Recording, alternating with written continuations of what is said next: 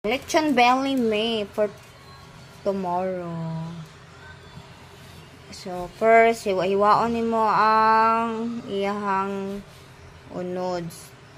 Aron mosunop ang mga lamas. Asa ba na? Sa din? Ano yung matuyok nimo? Dili, ag masunop pod ang lamas. Mo purpose ana. Og matuyok sa daw nimo. Butangan na namo og ajisyo pangpalasa sa iyahang. Yan. Ajisyo. Bura na mo ajisyo ang iyahang sulod. Next, paminta. Kala medyo buo-buo gamay. Yes, natatagal. Paminta. Liwa. Next is, butang na nato ang onion. Atong i-arrange ang onion para sa pagtuyok. Atsal. Atsal, yun. Kuan, yun, bawang. Saan ang bawang gani? Bawang, garlic. So, ang lamas, ana niya.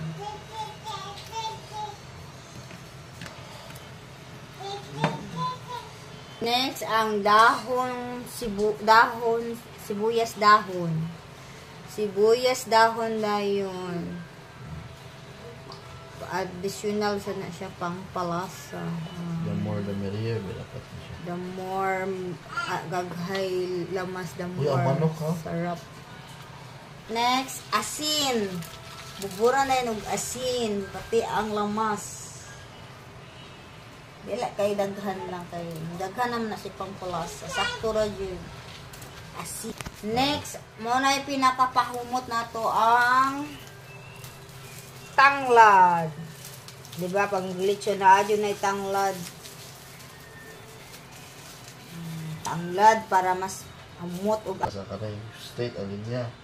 And is because so i-roll na natin. So, i-roll na ni Denmark ang lechon belly. Oh, yang uyunan kung sa ang pag-roll og tarong. Ang mga pisi. Pisi yun siya sa pang-lechon. Kaya pag isa asing gabi itong baga. Ibirahon na mo. Kaya ka mag-start.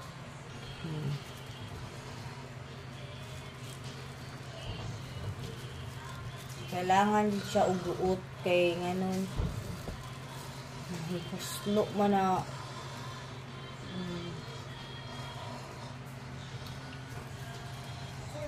Uguot siya ayo.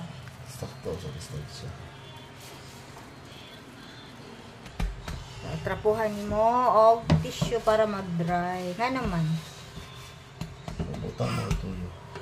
Para tuyo lang jud ang mabutang. Butang lang. Wapa kaya